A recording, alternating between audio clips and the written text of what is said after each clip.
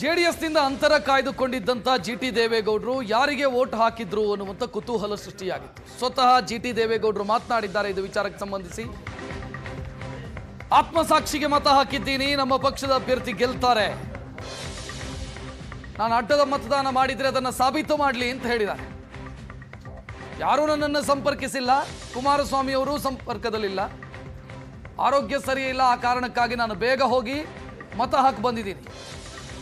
JDS ಅನ್ನು ಹೇಗೆ ಗೆಲ್ಲಿಸ್ಕೋಬೇಕು ಅನ್ನೋದು ಕುಮಾರಸ್ವಾಮಿ ಅವರಿಗೆ ಗೊತ್ತಿದೆ ಅಂತ ಜಿಟಿ ದೇವೇಗೌಡ ಮಾತನಾಡಿದ್ದಾರೆ.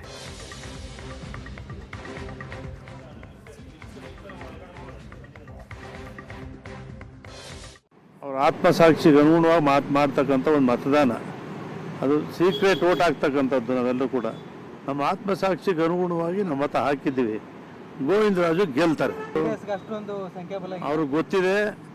ನಮ್ಮ ಕೇಂದ್ರ ಸಚಿವರು ಕುಮಾರಸ್ವಾಮಿಯವರು ಅವ್ರಿಗೆ ಹೆಂಗೆ ಎಲೆಕ್ಷನಲ್ಲಿ ಗೆಲ್ಲಬೇಕು ಅಂತಕ್ಕಂಥದ್ದು ಗೊತ್ತಿದೆ. ಆದ್ದರಿಂದ ಗೋವಿಂದರಾಜು ಅವರು ಗೆಲ್ತಾರೆ. ಸಂಪರ್ಕದಲ್ಲಿದ್ರ ಸರ್, ಬೆಳಿಗ್ಗೆಯಿಂದ ನಿಮ್ಮ ಜೊತೆ ಸಂಪರ್ಕದಲ್ಲಿದ್ರ, ಏನು ಮಾತಾಡಿದ್ರು? ನನ್ನ ಜೊತೆ ಸಂಪರ್ಕದಲ್ಲಿ ಇಲ್ಲ, ನಾನು ಅವ್ರ ಜೊತೆ ಮಾತಾಡಿಲ್ಲ. ನಮ್ಮ ಪಕ್ಷದ ಏನಿದೆ ನಡೆಯುತ್ತೆ ಅನ್ನೋದನ್ನು ಕುಮಾರಣ್ಣವರು ಟ್ರಯಲ್ ಬೇಸಿಸ್ ಮಾಡ್ಯಾರ. ಕುಮಾರಣ್ಣಂತ ದೇವೇಗೌಡರು ನಾವು ರಾಜಕೀಯ ಕಲೆ ಜಾಸ್ತಿ ಆಯ್ತು ನಡೀಲಿ.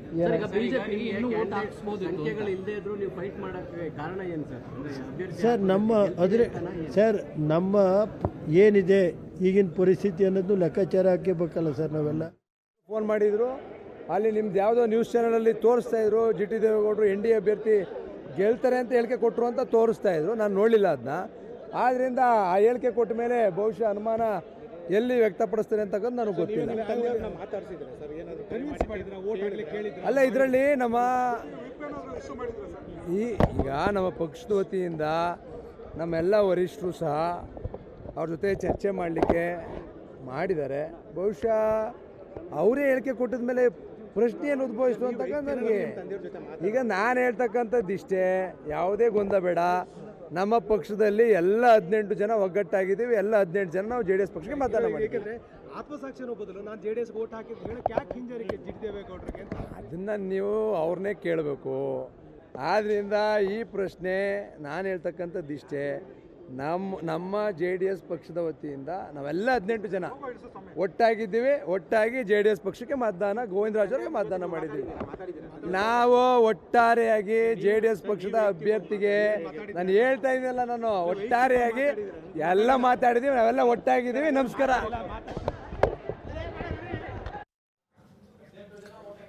ಜಿಟಿ ದೇವೇಗೌಡರು ಮಾತನಾಡಿದ್ದನ್ನು ನೋಡಿದ್ರಿ. ನಾನು ವೋಟ್ ಹಾಕಿದ್ದೀನಿ, ಗೆಲ್ಲೋದು ಕುಮಾರಸ್ವಾಮಿ ಅವರು ತಂತ್ರಗಾರಿಕೆಯನ್ನು ರೂಪಿಸಿದ್ದಾರೆ ಅಂತ. ಆರೋಗ್ಯ ಸರಿ ಇರಲಿಲ್ಲ, ಆ ಕಾರಣಕ್ಕಾಗಿ ಬೇಗ ಹೋಗಿ ವೋಟ್ ಮಾಡಿ ನಾನು ಬಂದಿದ್ದೀನಿ. ನನ್ನನ್ನು ಯಾರೂ ಸಂಪರ್ಕಿಸಿಲ್ಲ, ಯಾರ ಸಂಪರ್ಕದಲ್ಲೂ ನಾನಿಲ್ಲ, ಆದರೆ ಪಕ್ಷದ ಅಭ್ಯರ್ಥಿ ಪರ ವೋಟ್ ಹಾಕಿದ್ದೀನಿ, ಗೋವಿಂದರಾಜು ಗೆಲ್ತಾರೆ ಅಂತ ಜಿಟಿ ದೇವೇಗೌಡ ಹೇಳ್ತಾ ಇದ್ದಾರೆ. ಇದರ ಜೊತೆಗೆ JDSನ ಬೇರೆ ಬೇರೆ ಶಾಸಕರು ಕೂಡ ಅದೇ ವಿಶ್ವಾಸ ವ್ಯಕ್ತಪಡಿಸ್ತಾ ಇದ್ದಾರೆ. ಜಿಟಿ ದೇವೇಗೌಡರು ಪಕ್ಷಕ್ಕೆ ದ್ರೋಹ ಮಾಡಿಲ್ಲ, ಮಾಡೋದೂ ಇಲ್ಲ, ಅವರು ನಮ್ಮ ಪಕ್ಷಕ್ಕೆ ವೋಟ್ ಹಾಕಿದ್ದಾರೆ, 18 ಮಂದಿ ಶಾಸಕರು ನಾವು ಒಟ್ಟಾಗಿದ್ದೀವಿ ಅಂತ ವಿಶ್ವಾಸ ವ್ಯಕ್ತಪಡಿಸ್ತಾ ಇದ್ದಾರೆ.